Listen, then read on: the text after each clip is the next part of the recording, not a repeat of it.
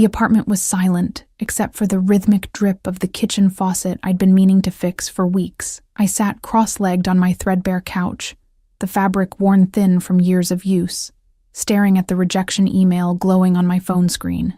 "We regret to inform you." The words blurred together as tears pricked the corners of my eyes. 3 months behind on rent, my waitressing job barely covering groceries, and now this. Another interview. Another door slammed in my face. I pressed my palms against my eyes, willing myself not to cry. The apartment smelled of instant ramen and desperation, a scent I'd grown intimately familiar with since moving to the city 2 years ago. Outside my window, the sounds of Friday night revelry echoed through the streets, laughter, music, the promise of something better happening to everyone but me. My phone buzzed. Sarah. Of course. Sarah. "Girl, tonight's the night. Remember, 8 p.m. at Velocity. Don't be late. This guy is perfect for you. Doctor, kind, actually has his life together. Wear that blue dress." I glanced at the clock.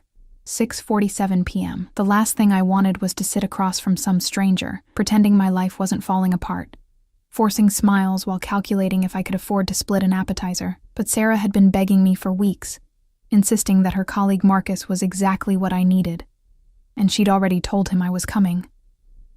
With a heavy sigh, I dragged myself to the shower, letting lukewarm water wash away the sticky heat of the day. The blue dress she'd mentioned hung in my closet, a relic from better times when I'd actually had occasions to dress up for. The fabric whispered against my skin as I pulled it on, the color bringing out my eyes even as it emphasized how much weight I'd lost from stress and skipped meals. By 7:30, I was standing outside Velocity, a sleek restaurant in the financial district that I'd never have dreamed of entering on my own. Glass and chrome reflected the city lights, and through the floor-to-ceiling windows, I could see beautiful people dining on meals that cost more than my weekly grocery budget.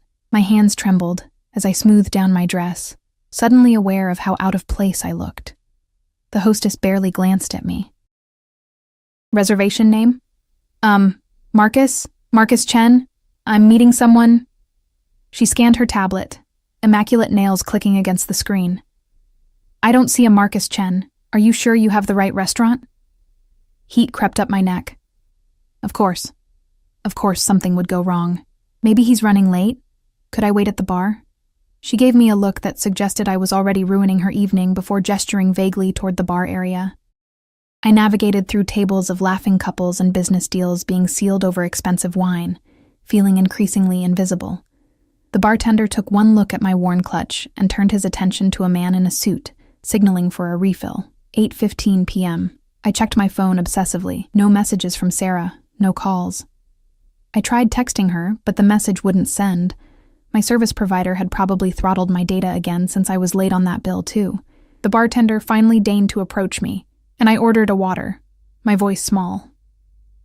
8:45 p.m. The other patrons had started to notice me. The girl sitting alone, nursing water, checking her phone every 30 seconds. Pity, amusement. I recognized both in their sidelong glances. My eyes burned with unshed tears as I fumbled with my phone, desperately trying to get my messages to go through. That's when the frustration bubbled over. I switched to my banking app, realizing I might have enough for one drink if I could just get the mobile hotspot from the coffee shop next door. I stepped outside into the cool night air, and finally, blessed connection. Messages flooded in, but none from Sarah. Instead, 3 from my landlord about the rent, 2 from my credit card company, and 1 from my mom asking if I was eating enough. The weight of it all pressed down on my chest, making it hard to breathe. My fingers moved almost of their own accord, typing out a message to Sarah. Me. I can't do this anymore. I'm sitting here alone looking like an idiot. This date was a disaster before it even started. I'm done. I'm so tired of everything being so hard. Please tell Marcus I'm sorry. Something came up. I'm going home. I hit send, shoving my phone into my clutch as I blinked back tears. The street was quieter here, away from the restaurant's entrance. I started walking toward the subway, my heels clicking against the pavement, when my phone buzzed. I pulled it out, expecting Sarah's apology or explanation. Instead, a number I didn't recognize.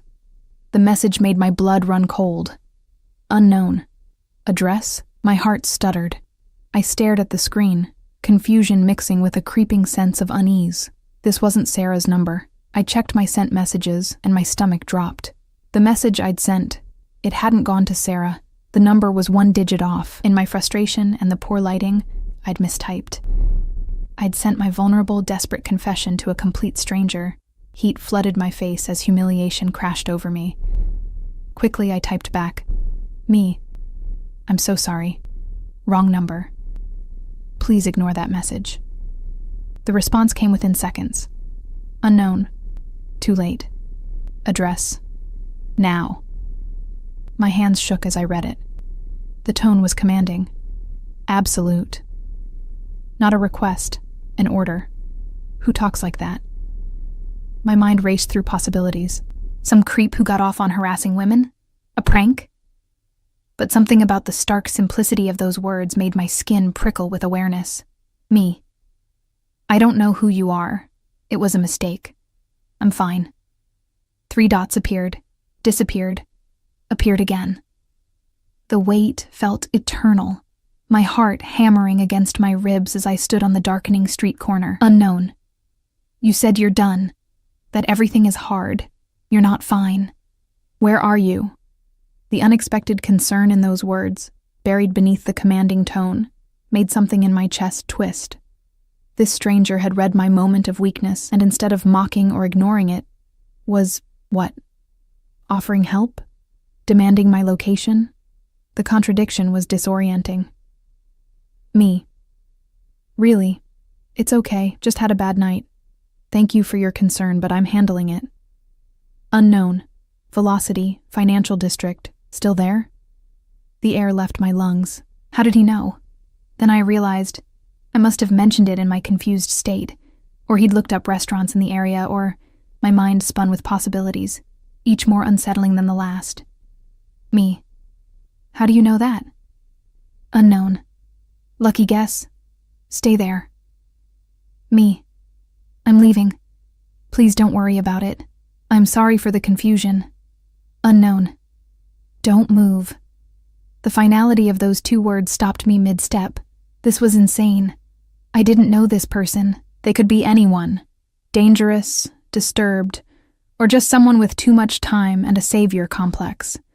Every rational part of my brain screamed at me to block the number, get on the subway, go home, and forget this entire nightmare of an evening. But something kept me rooted to the spot. Maybe it was the sheer bizarreness of the situation. Maybe it was that commanding tone that expected obedience and somehow made a part of me want to give it. Or maybe it was just that I was so tired of fighting everything alone that even a stranger's concern felt like a lifeline. Me. Why? Unknown. Coming. That single word sent a shiver down my spine that had nothing to do with the cool night air. Coming. Present tense. Active. Definite. Someone was on their way to me right now. A person whose face I couldn't picture, whose intentions I couldn't guess, whose very existence had been unknown to me 15 minutes ago. I should run. I should block the number and disappear into the subway tunnels and never think about this again. Instead, I stood there on the corner outside Velocity, my blue dress fluttering in the evening breeze, my heart racing with a mixture of fear and something I couldn't quite name, watching the street for I didn't know what. Waiting. 10 minutes passed like hours. I paced the sidewalk, my heels scraping against the concrete, second-guessing every decision that had led me to this moment.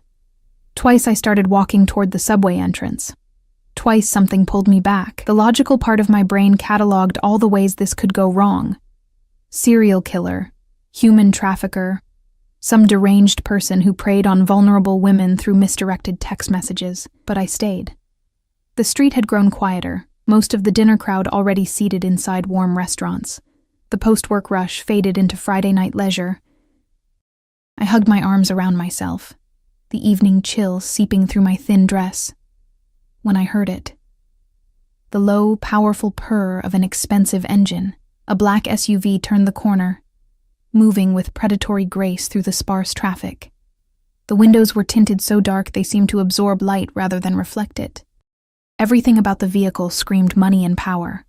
The glossy paint that probably cost more than my yearly rent, the chrome accents catching the streetlights, the way other cars seemed to give it space instinctively. It pulled up to the curb directly in front of me, and my breath caught. The back door opened before the vehicle had fully stopped, and a man emerged. I'd expected someone intimidating, maybe, given the commanding texts. What I hadn't expected was this. A figure that seemed to reorganize the very air around him. He was tall, well over 6 feet, with broad shoulders that filled out a charcoal suit that looked like it had been sewn onto his body by some master tailor. Dark hair, slightly longer on top, swept back from a face that could have been carved from marble, sharp jawline, high cheekbones, and eyes so dark they appeared black in the streetlight. But it wasn't his appearance that made my heart stutter. It was the aura of absolute authority that radiated from him like heat. The way he moved, economical, purposeful, like a predator who'd never known what it meant to be prey. The driver who'd opened his door, a massive man with a scar running down his neck, stood at attention with the posture of military training or something harder. Those dark eyes found me immediately, locked on with an intensity that made me forget how to breathe. He moved toward me with measured steps, and I noticed everything. The faint scent of expensive cologne mixing with something darker, leather and whiskey and smoke. The way his shoes clicked authoritatively against the pavement, the absolute silence of the man behind him who radiated menace despite never making a sound. "You're still here." His voice matched the texts, commanding, deep, with an edge that suggested he wasn't used to being questioned. But there was something else underneath, a note I couldn't quite identify. Relief? Approval? I don't know why, I admitted, my voice barely above a whisper. Every instinct screamed contradictions. Run, stay, hide, stand tall. He stopped about 3 feet away, close enough that I had to tilt my head back to meet his eyes, far enough that I didn't feel immediately threatened. His gaze traveled over me, not leering but assessing, taking in details with the focus of someone who missed nothing. The worn clutch, the slightly scuffed heels I'd tried to polish, the way I was shivering despite my best efforts to appear calm. "You're cold." Not a question, an observation delivered as fact. Before I could respond, he was shrugging out of his suit jacket. The movement revealed a crisp white shirt that did nothing to hide the powerful build beneath it, and something else, a shoulder holster, the dark leather and metal glint visible for just a moment before he draped the jacket over my shoulders. The warmth was immediate and overwhelming. The fabric still held his body heat, and that scent intensified, expensive and masculine and utterly intoxicating. I pulled it closer instinctively, and something flickered across his face. Satisfaction. "Thank you," I managed, "but you didn't have to come all the way here. I told you it was a mistake. You told me you were done, that everything was hard." He tilted his head slightly, studying me like I was a puzzle he intended to solve. People don't say things like that unless they mean them. I was just frustrated. Bad night, stood up on a blind date, life falling apart, the usual. I tried for a self-deprecating laugh, but it came out shaky. "Not your problem. It is now." Those 3 words, delivered with such finality, sent a chill down my spine that had nothing to do with the temperature. Something about the way he said it, like he'd made a decision that couldn't be unmade, made my pulse quicken. "I don't even know your name," I said, trying to inject some rationality into this surreal situation. "Dante." He said it simply, as if I should recognize it. When I didn't react, something almost like amusement touched his eyes. "And you are?" "Emma. Emma Shaw." I shifted my weight, hyper-aware of his proximity, the way his presence seemed to create a bubble of space around us that the rest of the city couldn't penetrate. "Look, Dante, I appreciate you coming, but I'm fine. Really. I'll just head home and... Home to what? The apartment you're 3 months behind on?" His words were matter of fact, not cruel, but they hit like a physical blow. I stared at him, my mouth opening and closing soundlessly. "How do you..." "I didn't say that. I didn't tell you. You didn't have to." He gestured toward the phone still clutched in my hand. "Your message said everything was hard." You're dressed for an expensive restaurant you clearly can't afford, stood up on a date you didn't want to go on, and you're shaking from more than just the cold. The signs aren't difficult to read for someone who pays attention. The accuracy of his assessment should have frightened me. Instead, I felt oddly exposed, like he'd seen straight through all my carefully maintained pretenses to the desperate truth underneath. No one had really looked at me, seen me, in so long that even this stranger's attention felt both terrifying and validating. "I should go," I whispered, but I didn't move. "You should eat." He glanced toward Velocity, then back at me, making some internal calculation. "When was your last meal?" "I had lunch." A lie. It had been yesterday's lunch, actually. Breakfast had been black coffee, and I'd been planning to skip dinner to save money. His eyes narrowed, and I had the distinct impression he knew exactly how much truth that statement held. Without breaking eye contact, he made a subtle gesture with his hand. The driver materialized beside him instantly, leaning in as Dante murmured something too quiet for me to hear. The driver nodded and spoke into a device at his wrist. "What are you doing?" I asked, alarm rising. "Taking care of you." He said it like it was obvious, like he'd already decided my fate, and my agreement was merely a formality. "There's a car coming. We're going somewhere you can eat properly." "I can't just go with you. I don't know you. You could be anyone." I could be. That almost smile touched his lips again, dangerous and knowing. But I'm not. And deep down, you know that, or you wouldn't still be standing here. He was right, and that terrified me more than anything else. Some instinct I didn't understand was telling me that despite the obvious danger radiating from this man, despite every logical reason to run, I was safer with him than I'd been in months. It made no sense. It went against every rule I'd ever learned about stranger danger and self-preservation, but when a sleek black sedan pulled up beside the SUV and Dante extended his hand to me, palm up, waiting with infinite patience for me to make a choice that felt inevitable, I took it. His fingers closed around mine, warm and strong and possessive, and something shifted in the air between us. His thumb brushed across my knuckles, a gesture so gentle it contrasted sharply with the hardness in his eyes, and I saw something flicker in his expression. Hunger, not the kind that could be satisfied with food. "Wise choice, Emma Shaw," he murmured, and guided me toward the waiting car. The driver, a different one this time, equally imposing, opened the door. The interior was all black leather and tinted windows, the kind of luxury I'd only seen in movies. Dante waited until I was seated before sliding in beside me, close enough that I could feel the heat of his body, smell that intoxicating scent that seemed to wrap around me. The door closed with a solid final sound. Through the tinted windows, the city looked different, distant, like we'd entered another world entirely. Dante's phone buzzed, and he glanced at it, his expression hardening into something that made my breath catch. Pure, cold fury flashed across his face for a moment before he controlled it, typing out a response with swift, precise movements. "Problem?" I asked without thinking. He looked at me, and the fury faded, replaced by something I couldn't read. "Nothing that concerns you. Everything about this concerns me," I pointed out, trying to sound braver than I felt. "I'm in a strange car with a man I don't know, going to an unknown location. I think I have a right to some information."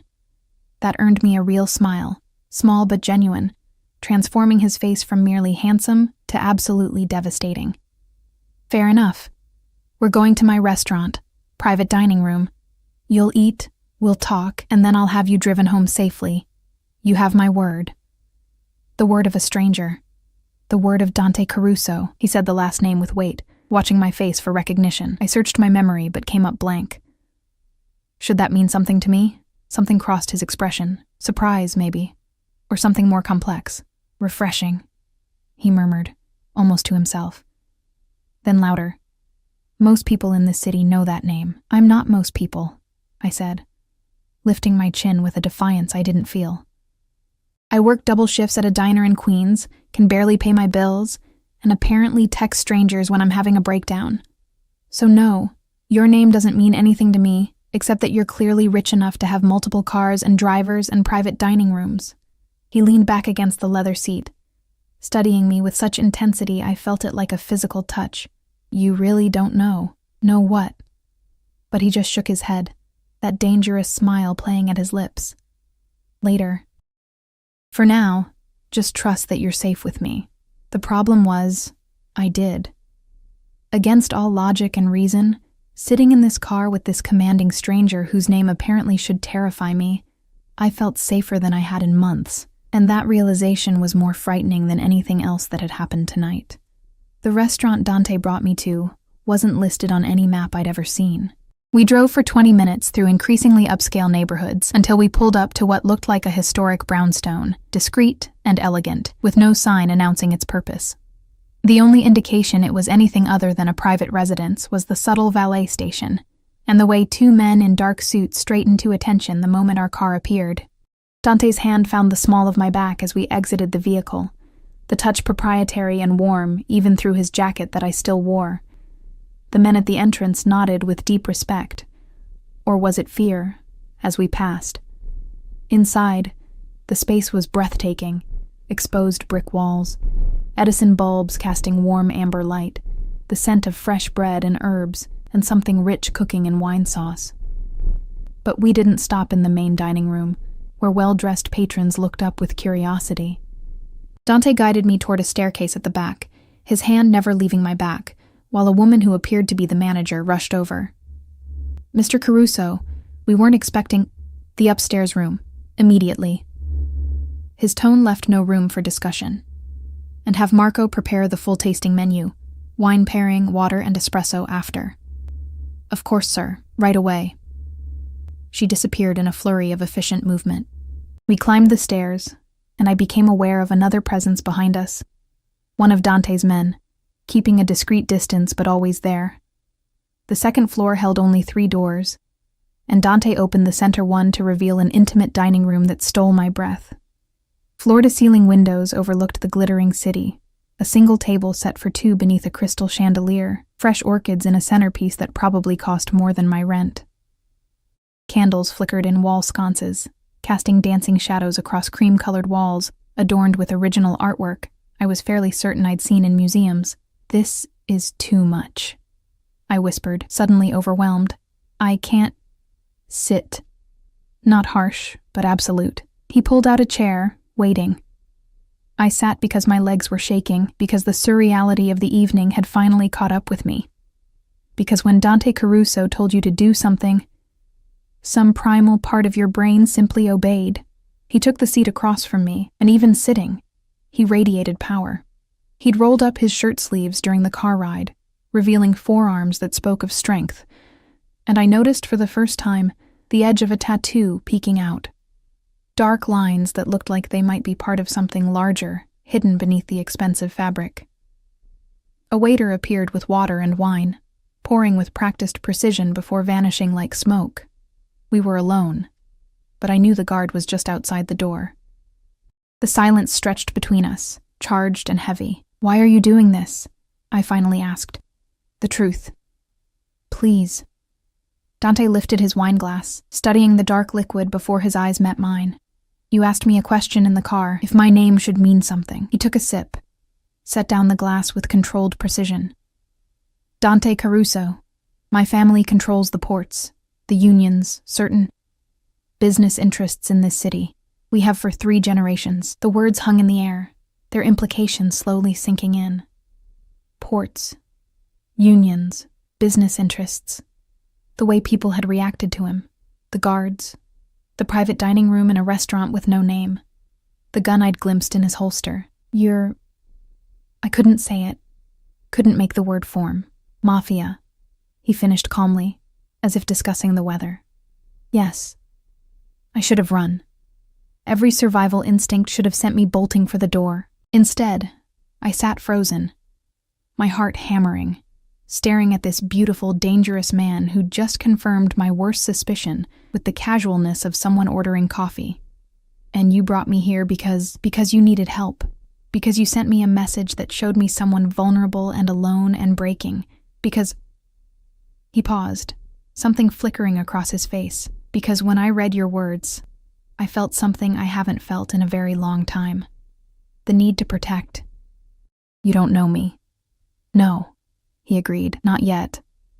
But I will. The certainty in his voice sent a shiver through me. Before I could respond, waiters appeared with the first course. Delicate scallops on a bed of microgreens, the presentation like edible art. My stomach growled audibly, betraying how long it had been since I'd eaten properly. Eat, Dante commanded softly. We'll talk after. I wanted to argue, to demand more answers, but the food was there and I was starving and my body overruled my brain. The first bite exploded with flavor, butter and citrus, and the perfect sear of the scallop. I couldn't suppress the small sound of appreciation that escaped me. Dante's eyes darkened as he watched me eat, an intensity in his gaze that made me acutely aware of every movement, every taste, every small pleasure. He barely touched his own food, focused entirely on me with a concentration that felt almost predatory. You're not eating, I observed, trying to break the spell of his attention. I'm enjoying watching you. Direct, unashamed. His eyes never left my face. You make the smallest sounds when you taste something good. I want to know what other sounds you make. Heat flooded my cheeks, the innuendo unmistakable. That's... You can't just say things like that. Why not? It's the truth. He leaned forward slightly, his presence overwhelming even across the table. I don't believe in wasting time with games, Emma. I see something I want. I take it.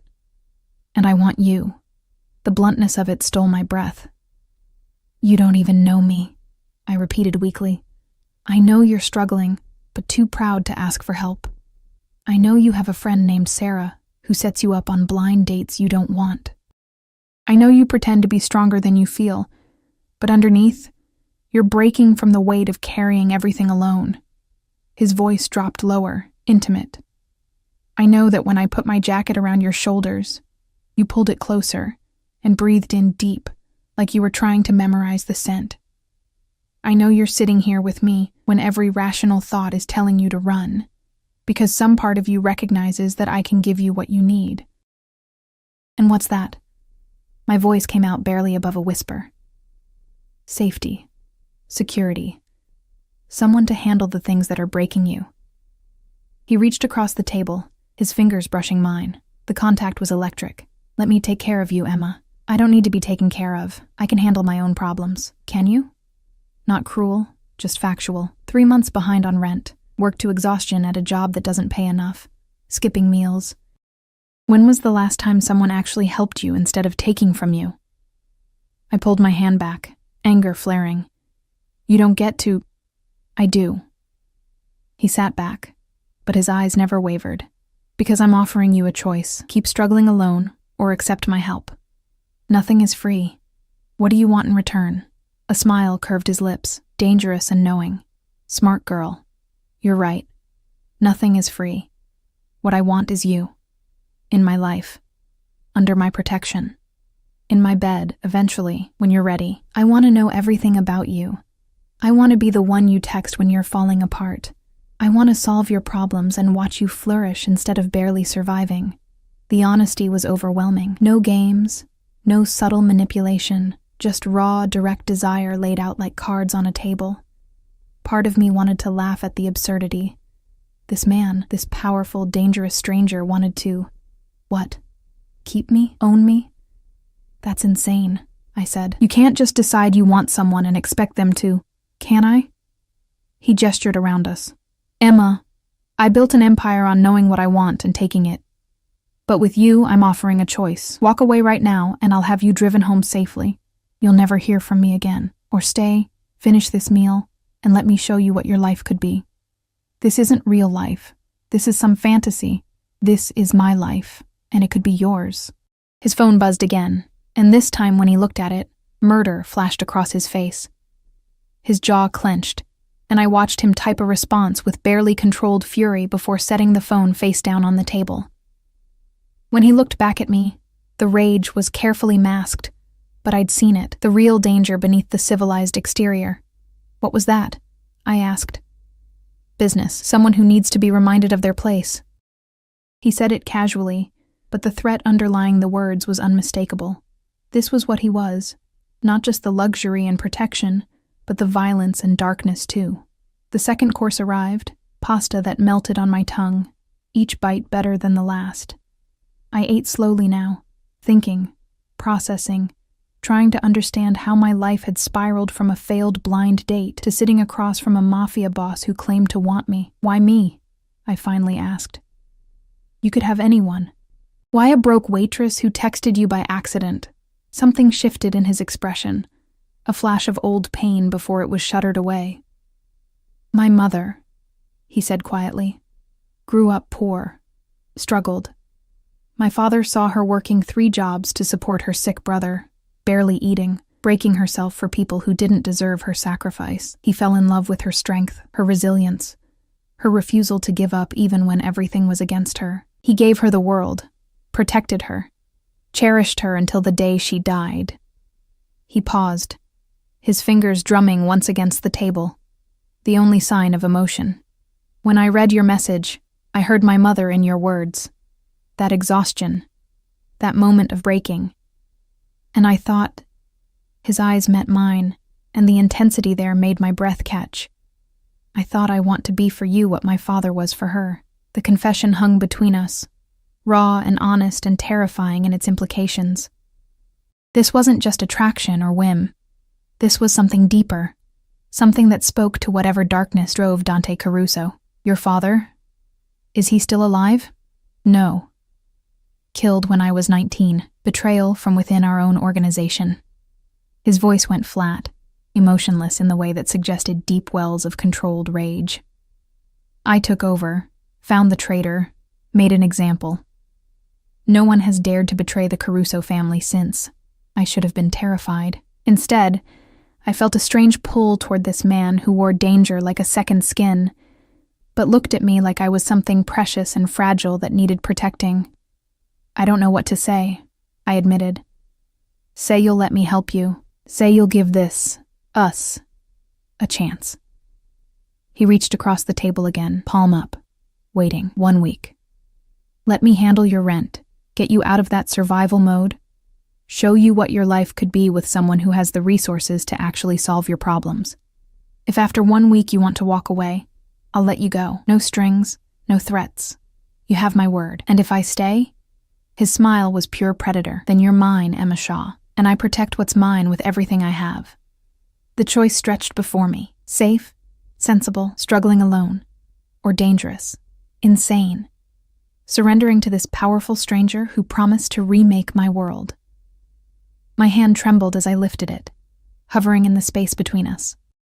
And then, against all logic, against every warning screaming in my head, I placed my hand in his. His fingers closed around mine with possessive certainty, and something fundamental shifted in that moment. I saw it in his eyes, triumph, satisfaction, and a hunger that promised he would never let me go. Wise choice, he murmured, bringing my hand to his lips and pressing a kiss to my knuckles that sent fire racing through my veins. Now finish your dinner, cara mia. We have much to discuss about your new life. The week that followed was a fever dream that rewrote every assumption I'd ever held about my life. Monday morning, I woke up in my cramped apartment to find an envelope slipped under my door. Inside was a cashier's check for enough to cover my back rent, next month's rent, and a substantial cushion beyond that. No note, no explanation needed. Just Dante keeping his word. By Monday afternoon, a black car appeared outside the diner where I worked my lunch shift. The driver, the same scarred man from that first night, handed me a phone, sleek, expensive, already programmed with one contact. Dante, keep this with you. Always. If you need anything, call me. If anyone bothers you, call me. If you're scared, call me. I'll answer. I stared at those words for a full minute, my thumb hovering over the reply button. The other waitresses watched through the window, whispering among themselves about the luxury sedan that looked so out of place in our neighborhood. Me. This is too much. Dante, this is nothing. Dinner tonight. The car will pick you up at 7. Not a request. Never a request with him. I should have said no, established boundaries, reminded him that I wasn't something he could simply command. Instead, I found myself checking the clock every 10 minutes until my shift ended, my heart racing with anticipation I didn't want to acknowledge. That night, he took me to the opera. I'd never been, couldn't have afforded it in 1,000 years. Dante sat beside me in a private box, his presence overwhelming in the intimate space, and I felt his eyes on me more than the stage. During intermission, he introduced me to people whose names I recognized from news articles about business and politics, and the way they deferred to him with barely concealed nervousness made my stomach twist with the reality of who he was. "You're uncomfortable," he observed as we settled back for the second act, his hand finding mine in the darkness. "Everyone's afraid of you," I whispered. "Yes." No denial, no apology. His thumb traced circles on my palm, the gesture oddly soothing. "Does that frighten you?" "It should. But it doesn't." He brought my hand to his lips, kissing my knuckles while keeping his eyes locked on mine. "You see the danger, Emma, but you also see the protection it offers. You're smarter than you give yourself credit for." Tuesday, I came home from my morning shift to find my apartment door unlocked. My heart seized with panic until I stepped inside to find not intruders, but 3 women with measuring tapes and fabric samples. Dante stood in my tiny living room, looking impossibly out of place in his tailored suit among my second-hand furniture. "What is this?" I demanded, embarrassment flooding through me at him seeing how I really lived. The peeling paint, the furniture held together with hope and duct tape, the evidence of my poverty laid bare. "Your wardrobe is insufficient for the places I want to take you." He said it without judgment, simply stating a fact. "These ladies will measure you for appropriate clothing, unless you'd prefer to choose yourself. I can have you taken to the boutiques on 5th Avenue. I can't afford—" "I can." He moved closer, his presence filling my small space until there was nothing but him. "Stop thinking about cost, Kara. Let me handle these details." "This isn't— Dante, this is too much, too fast. You're steamrolling my entire life." Something flickered in his expression. A moment of uncertainty quickly masked. "Would you prefer I stop? Pull back?" The honest answer terrified me. Because no, I didn't want him to stop. In 3 days, he'd eliminated the crushing anxiety about rent, replaced my dying phone with reliable technology, fed me better than I'd eaten in months. For the first time in years, I wasn't constantly calculating costs, skipping meals, lying awake at 3 a.m. paralyzed by financial panic. "I don't know what I want," I admitted quietly. He cupped my face in his hands, the gesture surprisingly gentle from a man who radiated such danger. "Then let me decide for you. Let me take care of you while you figure it out." I should have said no.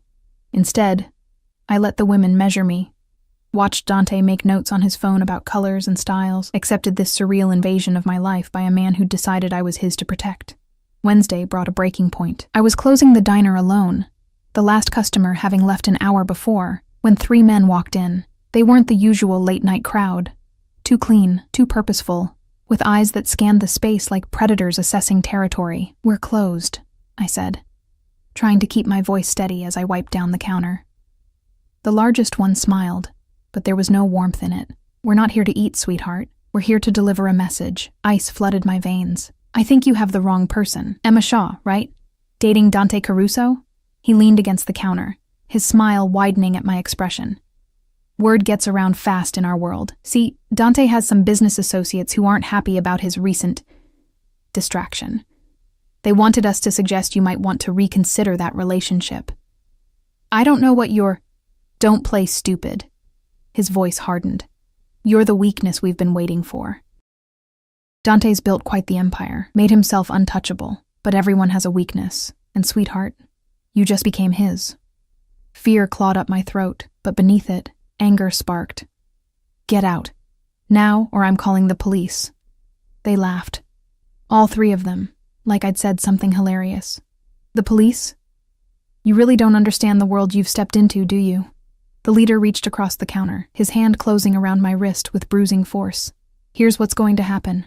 You're going to tell Dante you're done, made a mistake, scared of his world, whatever. And you're going to disappear from his life before you cause problems for people who don't appreciate. The door exploded inward. I'd never seen violence like that before. Dante moved with lethal efficiency, crossing the space in seconds. One of his men, I recognized the scarred driver, slammed the man holding me against the wall with force that cracked the plaster.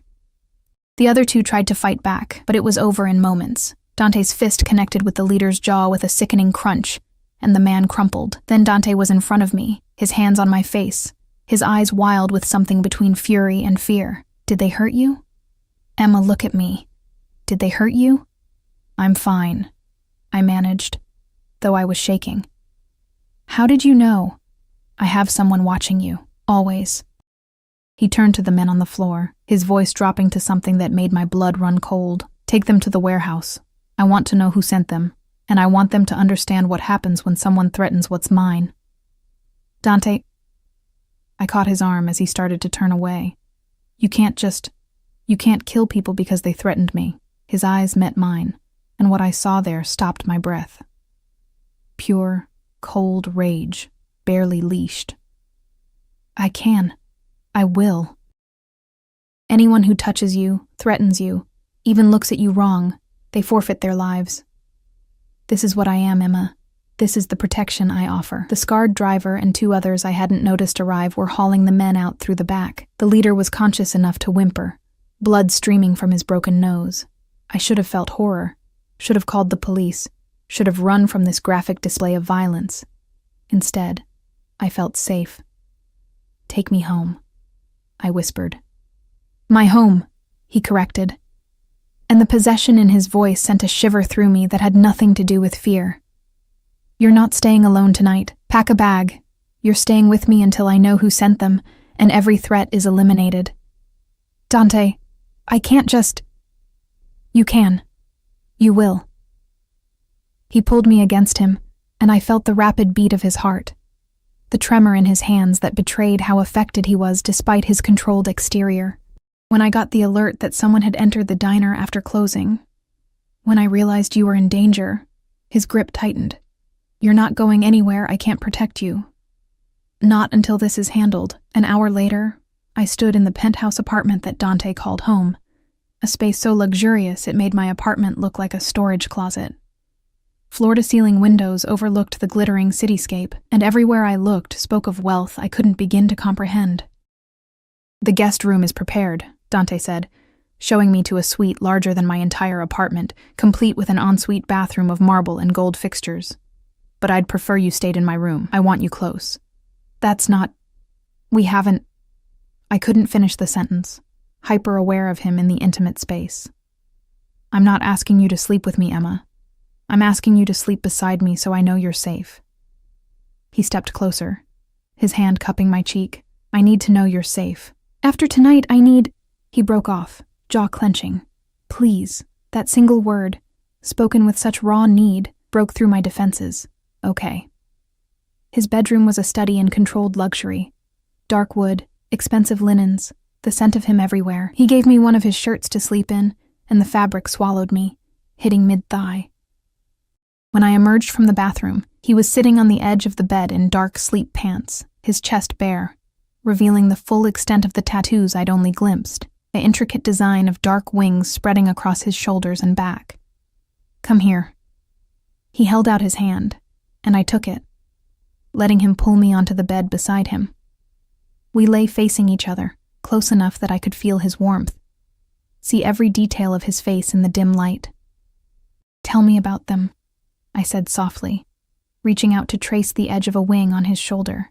Your tattoos. His eyes darkened at my touch. Each one marks something significant. This one, he guided my hand to a design over his heart, was for my mother, the day she died. The wings are for my father, freedom and protection, what he gave our family. And this, he turned, showing me script along his ribs I hadn't noticed, is the family motto, familia, soprattutto. Family above all. Even I'm supposed to be part of that, I asked, my voice barely a whisper. Your family? You already are. He pulled me closer, tucking me against his chest, his arms encircling me with possessive certainty. From the moment you put your hand in mine at that restaurant, You became mine to protect, and I protect what's mine, Emma. Always. I should have argued, should have reminded him that people weren't possessions, that a week wasn't long enough to make such declarations. Instead, I pressed closer, feeling safer in the arms of a dangerous man than I'd ever felt in my life. I'm scared. I admitted against his chest. Good. Fear will keep you careful. His hand stroked through my hair, the gesture soothing. But never fear me. Everything I do, every violent thing, every dark part of who I am, it's all to keep you safe. Remember that. I fell asleep to the steady beat of his heart, wrapped in warmth and safety, and the protection of a man who'd rewritten my world in a week. And somewhere in the darkness, in that space between waking and dreams, I admitted the truth I'd been avoiding. I was falling for Dante Caruso, and there would be no going back.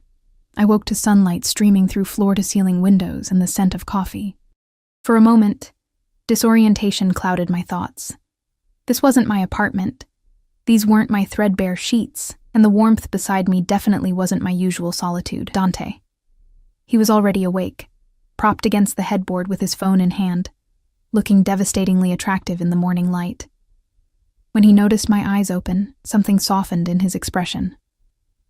Coffee's ready. Breakfast will be here in 10 minutes. He set his phone aside, his full attention shifting to me. How did you sleep? Better than I have in months, I admitted, sitting up and pushing hair from my face. His shirt had ridden up during the night, and I caught him tracking the movement with dark eyes. Any news about last night? His jaw tightened. The men were sent by the Rossetti family. They've been wanting to expand into territory I control. Thought they could leverage you as a weakness. He reached out, tucking a strand of hair behind my ear with surprising gentleness. They were wrong. You're not a weakness, Emma. You're my reason to be absolutely merciless. A chill ran through me at the cold promise in his voice. What are you going to do? What I always do. Send a message that will ensure no one ever threatens you again. He studied my face, reading whatever he found there. Does that frighten you, knowing what I'm capable of? Yes, I said honestly. But not in the way you think. I'm scared of how much I trust you. How safe I feel with you, when logically I should be running. Something flickered in his eyes, vulnerability, quickly masked. And yet you stayed. You slept in my arms. You're still here. His hand cupped my cheek. Why, Emma? Because you see me, really see me. Not just the struggling waitress or the girl who can't catch a break, but me. And you want to give me things no one's ever offered. Safety, security, a life where I'm not constantly drowning. I leaned into his touch. That's terrifying and intoxicating, and I don't know how to process any of it. Then don't process it. Just feel it. He leaned closer, his breath warm against my lips. Let me take care of you. Let me protect you. Let me make you mine in every way that matters. The kiss was inevitable. His lips claimed mine with possessive certainty, gentle at first, then deepening when I responded. His hand tangled in my hair, angling my head for better access, and I melted into him, tasting coffee and desire and promises I desperately wanted to believe. When we finally broke apart, both breathing hard, his eyes were nearly black with want. Say yes, Emma. Say you're mine. His phone exploded with buzzing, shattering the moment. Dante cursed in Italian, glancing at the screen, and the tenderness vanished from his face. I have to take this. He pressed a quick kiss to my forehead before standing, already shifting into the ruthless businessman as he answered. Talk. I watched him pace to the window, his voice dropping into rapid Italian punctuated with commands that needed no translation. This was his world, power and violence, and decisions that affected lives, and he wanted me in it.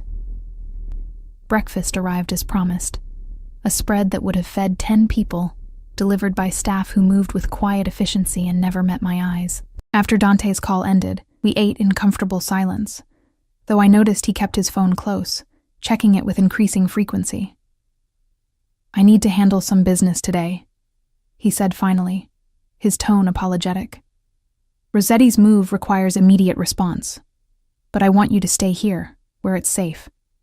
I've assigned Marco, he gestured to the scarred driver who appeared in the doorway, to remain with you. Anything you need, tell him. I can't just hide in your apartment. You can. You will. He stood, buttoning his suit jacket, transforming into someone harder, more dangerous. The people I'm dealing with today won't hesitate to use you against me if given the chance. Until I've handled this situation, you stay here, protected, safe. The command rankled, but I saw the fear beneath it, the same fear that had driven him to my rescue last night. How long? Today. Maybe tomorrow. He came around the table, tilting my chin up to meet his eyes. I know you hate feeling trapped, but this is temporary. Once the Rossettis understand the consequences of threatening you, once I've made an example that will ripple through every family in this city, you'll have freedom again. My protection without the cage. And if I can't handle this life, the violence, the danger, the waiting while you do terrible things to people who crossed you, his thumb brushed across my lower lip, the gesture achingly tender. Then I'll let you go, like I promised. 1 week, Emma. We're on day 5. 2 more days. And if you want to walk away, I'll honor that. But I don't think you will. Why not? Because you feel it too, this pull between us, this recognition that we fit in ways that shouldn't make sense but do. He leaned down, his lips brushing mine. You need someone strong enough to carry the burdens you've been shouldering alone. I need someone who sees the man beneath the monster. We complete each other, cara mia. He left with a final kiss that promised more, and I spent the day in his penthouse feeling like a bird in a gilded cage. Marco stationed himself by the door, silent and intimidating, while I explored Dante's space. Books in Italian and English lined shelves, philosophy, history, classic literature. Photos showed a younger Dante with a beautiful woman who had to be his mother, her smile bright and genuine. In one drawer, I found a small box containing a child's drawing, faded with age, of stick figures labeled Mama, Papa, Dante. The man was a contradiction, brutal and tender, violent and protective, demanding and generous. And I was falling deeper with every revelation. Evening came with no word from Dante. I tried to eat the dinner Marco had ordered, but anxiety had stolen my appetite. What was he doing? Was he safe? The questions circled endlessly until my phone, the one Dante had given me, finally rang. Cara mia. His voice was rough, tired, but warm. How are you holding up? Worried about you, I admitted. Are you okay? A pause, then. The Rossettis won't be a problem anymore. Neither will anyone else who might have considered you a viable target. I made sure of it. The edge in his voice spoke volumes about what "made sure" entailed. When will you be home? Soon. I need to shower and change. There's blood on my suit. He said it so casually, and I should have been horrified. Instead, I felt only relief that he was safe. Wait for me, Emma. I want to see you. 2 hours later, he walked through the door looking exhausted, but satisfied. His hair was damp from a shower, and he'd changed into casual clothes that made him look younger, more approachable. But his eyes held shadows of whatever he'd done today. Come here, he said softly, and I went to him without hesitation. His arms wrapped around me, and he buried his face in my hair, breathing deep. You smell like my shampoo. I used your shower. Hope that's okay. More than okay. I like you surrounded by my things, smelling like me. He pulled back enough to look at my face. 2 more days, Emma. Can you give me 2 more days to prove this can work? Instead of answering, I kissed him. Poured everything I was feeling, the fear, the desire, the growing certainty that this dangerous man had become essential to me, into that kiss. He responded with hungry intensity, lifting me effortlessly and carrying me to the couch, settling me on his lap without breaking the kiss. Is that a yes? He murmured against my lips. It's a convince me, I breathed back. His laugh was low and dark and full of promise. Challenge accepted. The next 2 days blurred together in a haze of luxury and intimacy. Dante took time off from his business to focus on me, showing me his city through new eyes. We had breakfast at a cafe where the owner greeted him like royalty, lunch at a rooftop garden I hadn't known existed, dinner at small family restaurants where the matriarchs pinched his cheeks and called him il mio ragazzo. He introduced me to parts of his world, the legitimate businesses that fronted his empire, the community centers his family funded, the people who depended on Caruso protection. I saw how he wasn't just feared but respected, how his word was law, but also how he used that power to help those who couldn't help themselves. My father taught me that power without purpose is tyranny, he explained as we walked through a neighborhood playground his family had built. We take from those who can afford it and protect those who can't. It's not altruism. It's enlightened self-interest. Loyal communities don't report to the authorities. You make it sound almost noble. It's not. I'm not noble, Emma. I've killed men, ruined lives, done things that would haunt anyone with a conscience. He stopped, turning to face me fully. But I'd do it all again to keep you safe. To keep this... He gestured between us, protected. Does that make me a monster? Maybe, I said honestly. But you're my monster. The possessive satisfaction that flashed across his face should have worried me. Instead, it sent heat pooling low in my stomach. That night, when he kissed me goodnight at the door to my guest room, I'd been sleeping there the past 2 nights, needing space to think. I almost pulled him inside. Almost. On the 7th day, exactly 1 week from that first chaotic text, Dante brought me back to my apartment. The space looked different now. He'd had it cleaned, repaired, made livable again. But it felt foreign, like a costume I'd outgrown. Decision time, he said quietly, standing in the center of my tiny living room. You've seen my world, experienced what I can offer, understood the dangers and the benefits. Now you choose, Emma. Stay in this life, struggling alone, safe from my darkness, or come with me. Be mine. Accept everything that means, the protection, the luxury, the violence, the possession. Those aren't exactly equal options. No, he agreed, they're not. One keeps you safe from me, but leaves you vulnerable to everything else. The other makes you mine to protect, but ties you to a dangerous man in a violent world. Choose. I looked around my apartment, at the evidence of my old life, the struggle, the loneliness. Then I looked at Dante, this beautiful, terrifying man who'd crashed into my existence and offered me everything I'd never dared dream of. I choose you, I whispered. God help me. I choose you.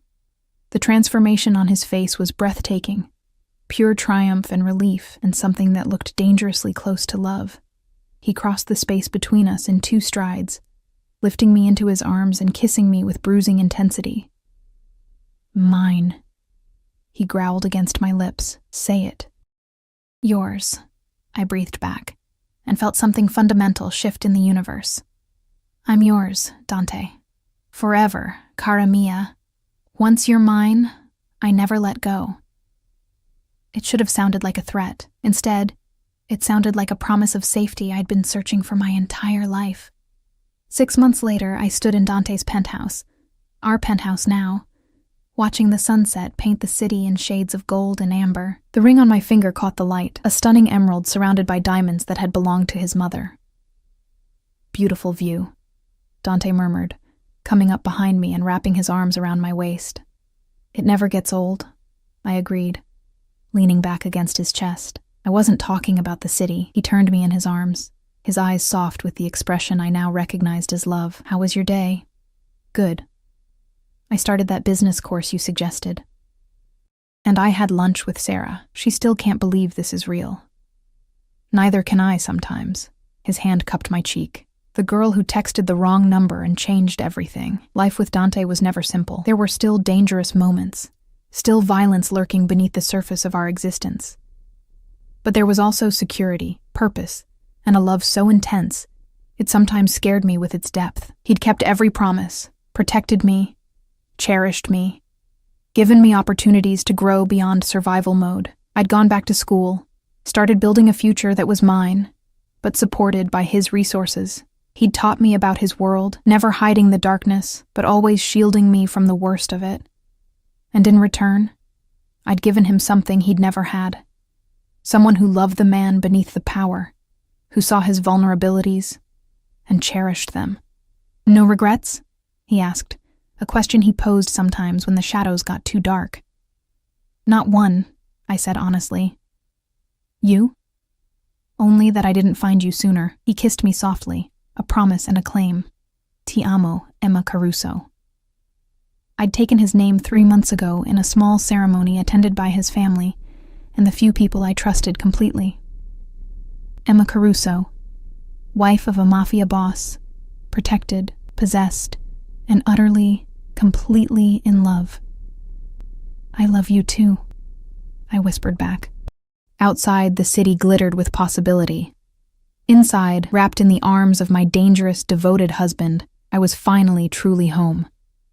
The girl who'd texted the wrong number had found exactly what she needed, not a savior, but a partner powerful enough to stand beside her, fight for her, and love her with an intensity that would burn away any threat that dared come close. And I'd learned that sometimes, the most beautiful things in life came from the most unexpected mistakes.